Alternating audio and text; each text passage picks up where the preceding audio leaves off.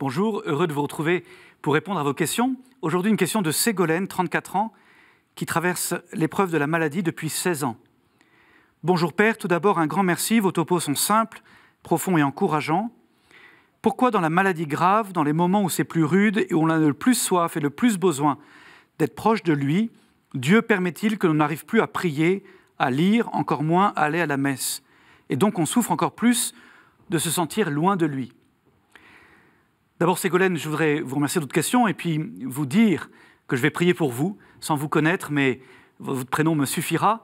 C'est un grand mystère ce qu'on peut vivre à travers l'épreuve de la maladie.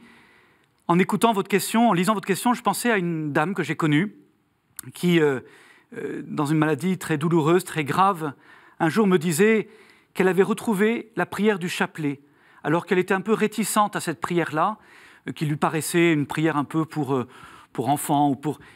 Elle disait, vous savez, sur mon lit, parfois il n'y a plus que ça que j'arrive à dire, à appeler au secours ma mère du ciel, à redire mon « Je vous salue Marie » comme un enfant. Et elle s'était, à ce moment-là, vous voyez, sentie toute proche.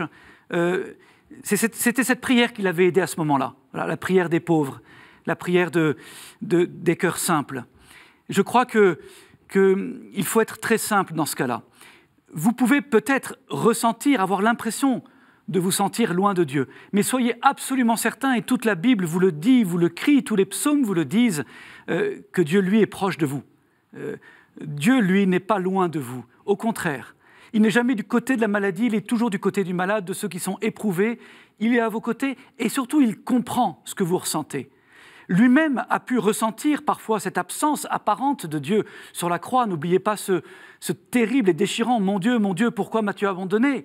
Mais vous comprenez en écoutant ce cri que le Seigneur a voulu partager ce sentiment que vous pouvez ressentir parfois, ce sentiment d'absence, ce sentiment de désarroi devant le silence apparent de Dieu. Et en même temps, si Jésus a ressenti cela, c'est pour être capable de vous rejoindre, pour que vous puissiez vous dire aujourd'hui, il comprend ce que je vis. Il est à mes côtés, il est capable de me rejoindre dans ce que je vis. Et du coup, ne vous inquiétez pas. Quelle que soit la forme de votre prière, même si elle est très simple, même si elle est très pauvre, même si elle touche le cœur de Dieu, et surtout elle est puissante. Et je voudrais vous demander, Ségolène, si vous regardez cette vidéo, eh bien, aussi de prier pour moi et pour tous mes confrères prêtres. Moi, je crois beaucoup à la puissance de la prière des malades, à la puissance de la prière des plus fragiles, à la puissance de la prière de tous ceux qui peut-être se sentent inutiles, mais qui, aux yeux de Dieu, ont la première place. Vous avez la première place dans le cœur de Dieu parce que le Seigneur aime ceux qui continuent d'espérer, d'aimer, de croire et de prier. Alors, courage, confiance, et je me permets aussi de compter sur votre prière. Priez pour tous ceux qui regarderont cette vidéo. Priez pour tous ceux qui ont besoin de votre prière, et moi je prie pour vous. Merci beaucoup pour votre question. Vous pouvez retrouver cette vidéo sur le site internet de l'émission ktotv.com et puis poser vos nouvelles questions sur l'adresse suivante pourquoipadré@ktotv.com. Merci beaucoup.